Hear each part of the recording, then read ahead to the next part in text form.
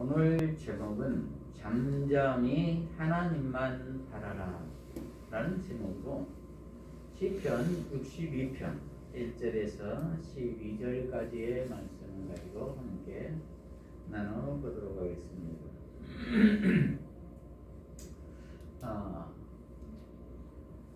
우리 모두는 이 세상을 살면서 그렇게 기쁜 일만 가득한 삶을 사는 것이 아닙니다.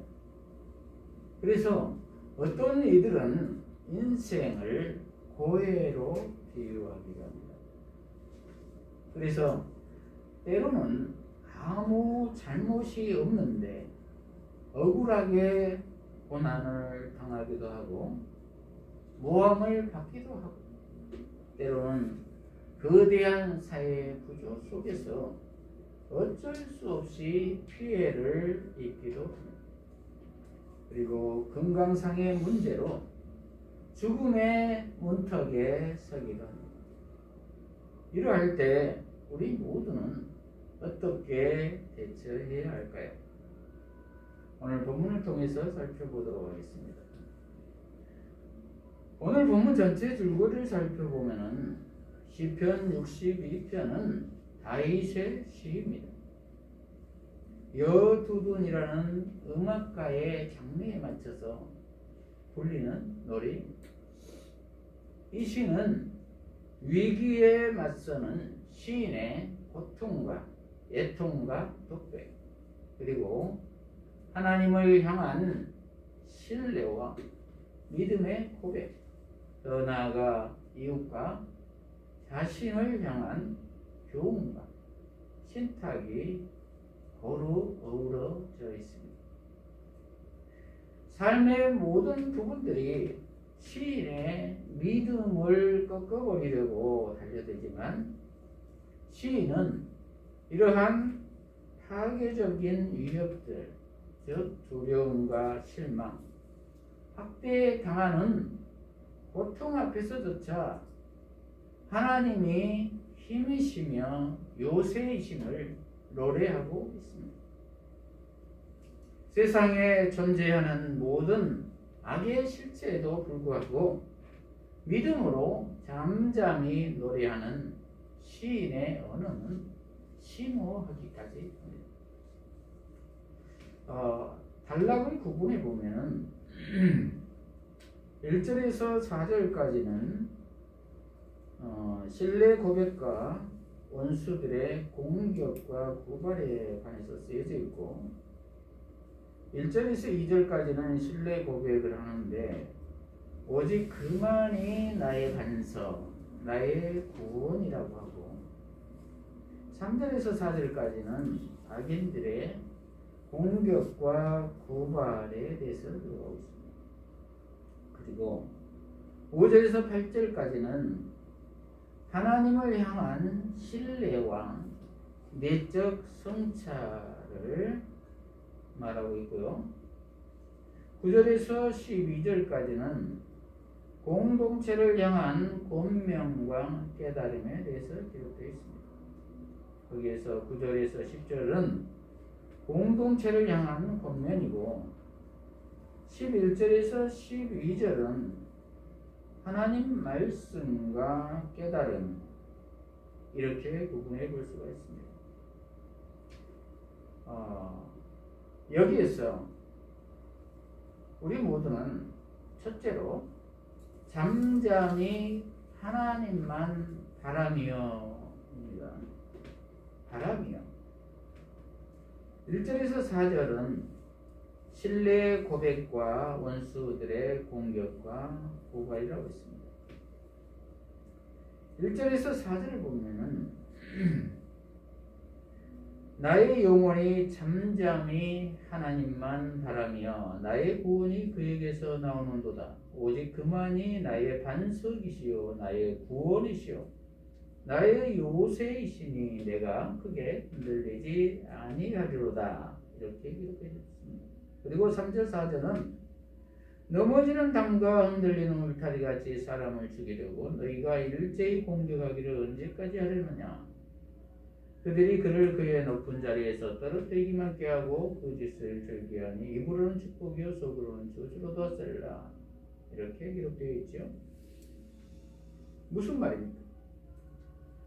새 번역으로 3절 4절을 보면은 악인들이 기울어가는 담가도 같고 무너지는 돌담가도 같은 사람을 죽이려고 다 함께 공격하니 너희가 언제까지 그렇게 하겠느냐? 너희가 그를 그 높은 자리에서 떨어뜨릴 공리만 하고 거짓말만 즐겨하니 입으로는 축복을 말하지만 마음속으로는 저주를 퍼붓는구나. 이렇게 기록되어 있습니다. 원수들이 인정사정 없이 무너져가는 사람을 다 함께 공격을 해서 완전히 죽이려 든다는 것입니다. 그것을 언제까지 그렇게 하렸냐, 그런 것으로 봐서 그러한 행동을 계속하고 있다는 것입니다. 또 그를 높은 자리에서 떨어뜨릴 궁리만 하고 거짓말을 즐겨하고 입으로는 축복을 말하나 마음속으로는 저주를 퍼붓는다는 것입니다. 참 궁지에 몰린 시인의 상황입니다. 이 세상 악한 사람들이 대부분 그렇지 않습니까? 약자들을 짓밟고 더 짓밟고 그러고 있지 않습니까? 약육강식, 힘의 논리가 지배하는 세상이지. 저와 여러분도 이렇게 궁지에 몰린 상황은 없으십니까? 그럴 때 어떤 생각이 드십니까? 세상에 믿을 놈 없다. 내가 힘을 키워야지. 도와줄 사람은 한 사람도 없다. 이러한 생각이 들지는 않습니까? 대부분 이러한 생각을 할 것입니다. 왜냐하면 너무나 억울하니까. 더더욱 자신이 잘못한 것이 없는 사람은 더욱 그러하겠죠. 그럼에도 불구하고 시인은 어떻게 고백하고 있습니까? 나의 영혼이 잠잠히 하나님만 바라본다. 이렇게 고백하고 있습니다. 왜냐하면 나의 구원이 하나님에게서 나오기 때문이다. 이렇게 고백하고 있습니다. 전적으로 하나님의 주권을 인정하고 있는 태도입니다. 그리고 하나님만이 나의 반석, 나의 구원, 나의 요새이시니 나는 결코 흔들리지 않는다. 이렇게 고백하고 있습니다. 놀라운 고백입니다. 그런데 시인은 어떻게 이러한 평안의 고백이 나올 수가 있었을까요? 그것은 먼저 시인이 잠잠히 하나님만 바라보고 있기 때문입니다. 그것은 하나님의 주권을 인정하고 하나님의 인도하심을 확신하고 기다리고 있기 때문입니다. 그럴 때 함께하고 계시는 하나님이 도와주심으로 궁극적으로 승리할 것을 믿고 있기 때문입니다. 합력하여 선을 이루실 것을 믿기 때문입니다.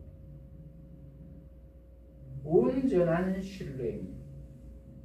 그러면 시인은 어떻게 이러한 믿음이 생겼을까요? 그는 지금까지 인도하신 하나님을 묵상하고 있기 때문에 이러한 상황에서도 하나님을 신뢰할 수가 있었던 것 같습니다. 사무엘상 16장에 보면은 다윗은 이새의 8명의 아들들 중에서 막내 아이로 태어납니다. 이때 하나님께서 이스라엘의 초대 왕인 사울왕 세운 것을 후회하시고 사무엘 제사장을 이새의 집으로 보냅니다.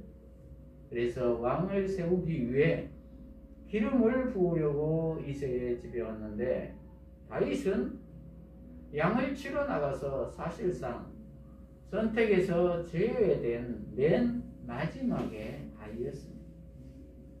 그런데 사무엘은 7 형제들을 다 보고 나서도 거기에서는 하나도 뽑지 않았습니다. 그리고 다른 아들은 없냐고 묻습니다. 그러자 양을 치러 간 막내 아들이 있다고 합니다. 그러자 그를 데려오라고 합니다. 그리고 사무엘은 다윗을 보자마자 그에게 기름을 부어 안수합니다. 하나님의 택하심입니다. 다윗이 왕이 되겠다고 나선 것이 아니었습니다. 그것은 전적인 하나님의 선택이며 부르심이었던 것입니다. 그 이후로 그는 일개 상고의 목동이었지만 왕의 후계자로 등극을 하게 됩니다. 그리고 이어진 블레셋의 장수 골리앗과의 싸움에서도 승리합니다. 그것은 그가 만군의 여호와 하나님의 이름으로 싸웠기 때문에 이길 수가 있었습니다. 하나님이 도우신 것이죠. 그러기에 그는 시시때때로 하나님의 도우시는 손길을 느꼈습니다. 그래서 하나님만을 의지했습니다. 그 결과 지금과 같은 저절하게 억울한 상황에서도 이러한 기도를 드릴 수가 있는 것입니다. 또한 사무엘상 24절을 보면은 4장을 보면은 그가 동굴에 부하들과 함께 숨어 있었는데 용변을 보려고 들어온 사울을 죽일 수 있는 기회가 있었음에도 불구하고 하나님께 기름 부음 받은 자를 자기가 죽여서는 안 된다고 부하들을 설득하였습니다. 그래서 그는 사울의 옷자락만을 대고 살려줍니다. 전적으로 하나님의 주권을 인정했던 사람이었습니다. 그렇게 그가 전적으로 하나님의 주권을 인정할 수 있었던 것은 사무엘상 16장 13절에 보면은 사무엘이 기름이 담긴 뿔병을 들고 그의 형들이 둘러선 가운데서 다윗에게 기름을 부었다. 그러자 주님의 영이 그날부터 계속 다윗을 감동시켰다. 이렇게 기록되어 있습니다. 이것은 다윗이 스스로 자기 자신을 컨트롤 잘해서 이렇게 하나님을 의지할 수 있었던 것이 아니라는 것입니다. 주님의 영이, 즉 성령이, 예수 생명이 그와 함께하여 감동시켜 주셨기 때문에 그는 하나님을 의지할 수가 있었던 것입니다. 그러므로 저와 여러분도 온전히 성령님께 의지하며 기도해야 할 것입니다. 그럴 때 우리 모두는 다윗보다도 더 큰 믿음으로 나아갈 수 있을 것입니다. 왜냐하면 성령이신 예수 생명이 우리와 함께하기 때문입니다. 저와 여러분의 지금 상황은 어떻습니까? 힘이 드십니까? 그러나 아무리 어렵고 힘들더라도 우리 모두가 승리하기 위해서는 예수님 안에서 하나님만을 바라보고 잠잠히 기도해야 할 것입니다. 그리하면 하나님께서 도우실 것입니다. 지금까지 인도하신 하나님이 이후에도 여전히 도우실 줄로 믿습니다. 이전에 도우신 하나님이 나중에는 나 몰라라 하는 하나님은 아니시기 때문입니다. 이러한 하나님을 온전히 믿고 바라보고 나아가는 저와 여러분이 되시기를 바랍니다. 둘째로 잠잠히 하나님만 바라라 입니다. 5절에서 8절을 보면은 하나님을 향한 신뢰와 자신의 내적 성찰입니다.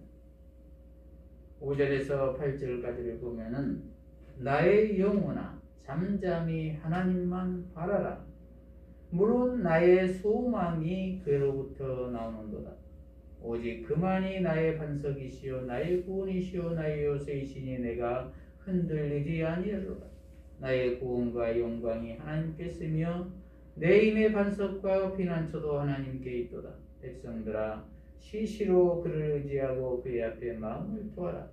하나님은 우리의 피난처시로다 셀라. 이렇게 기록되어 있습니다.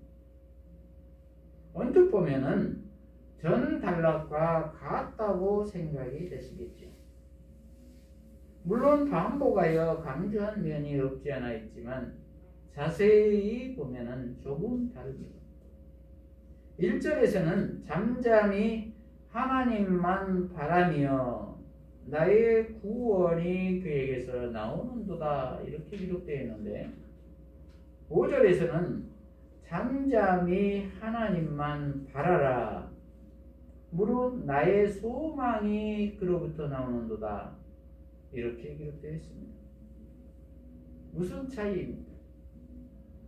1절에서 바란다는 영혼이며 확신이지만 5절에 바라라는 명령형입니다. 자기의 영혼에게 명령한다는 것입니다. 명령한다는 것은 잘 되기 때문에 명령하는 것일까요? 아니면 잘 안 되기 때문에 명령을 하는 것일까요? 우리 모두도 얘들을 교육시킬 때에 대부분 말을 잘 안 들으면 명령을 하지. 우리 모두도 인간이기 때문에 누구나 용납이 안 될 때가 더 많은 것입니다. 분노가 있을 때가 더 많다는 것입니다. 용서하지 못할 때가 더 많다는 것입니다. 그러므로 다윗은 지금 자기의 영혼을 향해서 명령하고 있는 것입니다. 즉 의지적 차원이 있다는 것이죠. 이렇게 다윗은 하나님에 대한 신뢰를 자기 자신을 향하여 내적 성찰을 하고 있는 것입니다. 즉 명령을 하고 있는 것입니다.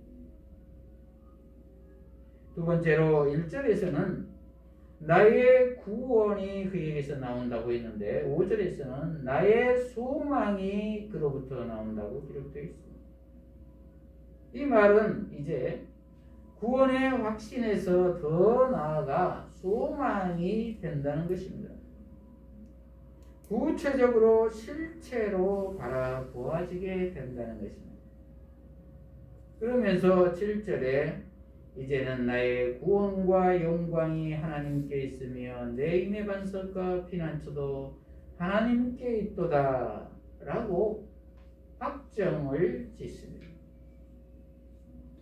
그렇습니다. 그러므로 저와 여러분도 이해가 되지는 않지만 용서가 되지는 않지만 의지적으로 내 영혼에게 명령해 보십시오. 내 영혼아 잠잠히 하나님만 바라라 이렇게 말입니다. 그러할 때 하나님은 나의 피난처가 되시고 나의 반석이 되시고 나의 요새가 되실 것입니다. 이러한 우리 모두가 되시기를 바랍니다. 그리고 나서 시인은 이제 이러한 확신을 백성들에게까지 확장시킵니다. 8절에 보면은 백성들아 시시로 그를 의지하고 그의 앞에 마음을 토하라. 하나님은 우리의 피난처시로다 셀라. 이렇게 고백하고 있습니다. 자기의 경험담으로 이렇게 강구합니다. 그를 시시때때로 의지하라는 것입니다. 그것은 항상 의지하라는 것입니다. 그리고 그의 앞에 마음을 토하라고 합니다. 토하라고 하는 것은 거칠게 내뱉으라는 것입니다. 진솔하게 내뱉으라는 것입니다. 절규하라는 것입니다. 그럴 때 하나님은 우리의 피난처가 될 줄로 확신한다는 것입니다. 그리고 그것을 사람에게 뱉으라는 것이 아니라 하나님 앞에 뱉으라는 것입니다. 저와 여러분도 이렇게 문제를 온전히 하나님 앞에 내어놓고 토로하여 해결받으시기를 바랍니다. 세 번째는 하나님의 주권을 신뢰하자. 9절에서 12절까지는 공동체를 향한 신뢰와 내적 성찰입니다. 9절에서 10절은 공동체를 향한 권면이고 11절에서 12절은 하나님 말씀과 깨달음입니다. 9절에서 12절입니다. 아 슬프도다 사람의 익기며 인생도 속인 수이니 저울에 달면 그들은 익김보다 가벼우리로다. 포악을 의지하지 말며 달치한 것으로 허망하여지지 말며 재물이 늘어도 거기에 마음을 두지 말지어다. 하나님이 한두 번 하신 말씀을 내가 들었나니 권능은 하나님께 속하였다 하셨도다. 주여 인자함은 주께 속하오니 주께서 각 사람이 행한 대로 갚으심이니이다. 이렇게 기록되어 있습니다. 9절 10절은 공동체를 향한 권면입니다. 아 슬프다는 것입니다. 왜냐하면 사람은 입김이며 인생도 속임수뿐이기에 저울에 달면 사람과 인생이 입김보다도 가볍다는 것입니다. 그것은 아무것도 아니라는 것입니다. 입김보다 가벼운 것이 인생이라는 것입니다. 그리고 그 인생은 속임수뿐이라는 것입니다.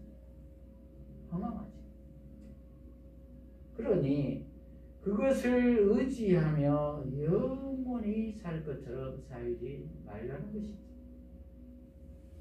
저도 살아보니까 이제 인생 훌쩍 지나서 벌써 60대 중반으로 접어듭니다. 그러니 동감이 많이 갑니다. 그러므로 10절에 포악을 의지하지 말고 빼앗은 것으로 허망하여지지 말고 그 재물이 늘어도 거기에 마음을 두지 말라는 것입니다. 화장실 1개에서 2개로, 2개에서 3개로 늘렸다고 해서 거기에서 만족이 오지 않는다는 것입니다. 우리 인생이 화장실 개수 늘리는 인생이냐는 것입니다. 그러므로 너무 경쟁해서 빼앗지 말라는 것입니다. 그리고 거기에 만족해서 우쭐거리지 말라는 것입니다. 그것은 어리석은 짓이다라는 것입니다. 누가복음 12장 20절을 보면은 어리석은 자여 오늘 밤에 내 영혼을 데려가면 이 모든 재산이 네 것이 되겠느냐라고 말씀하지 않았습니까? 그러므로 우리 모두는 우리 인생의 유한함과 허무함을 통해서 깨닫고 하나님의 주권과 권능을 늘 의지해야 할 줄로 믿습니다.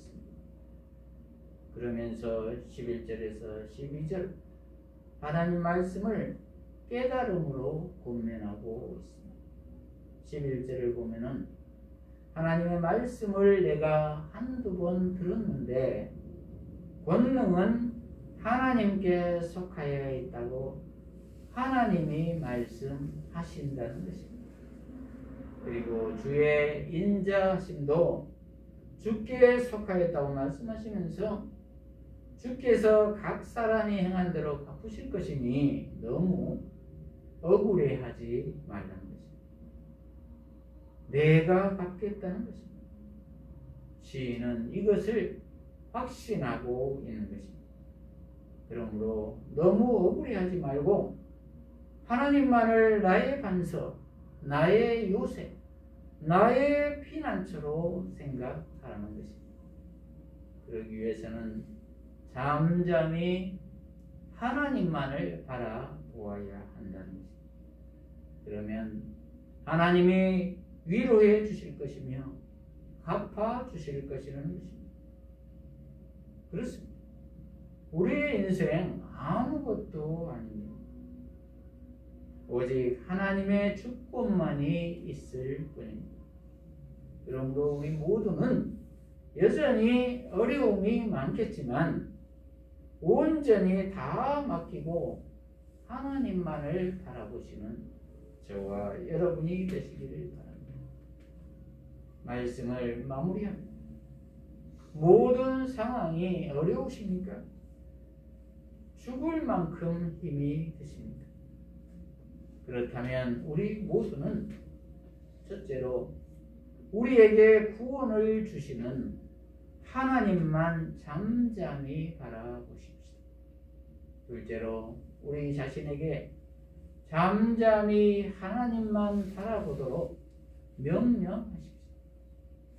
셋째로 우리 인생의 무상함을 깨닫고 하나님의 주권을 신뢰하십시오.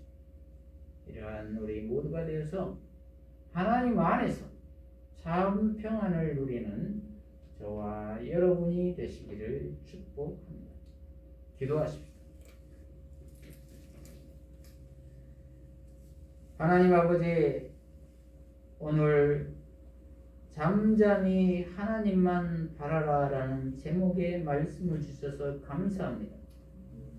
우리 모두가 여전히 상황이 어려울지라도 우리의 영혼이 온전히 하나님만을 잠잠히 바라며 나 자신에게 명령하며 확신을 가짐으로 하나님의 주권을 온전히 신뢰하여 참 평안을 누리며 사는 우리 모두가 되게 하여 주시옵소서. 예수님 이름으로 기도합니다. 아멘.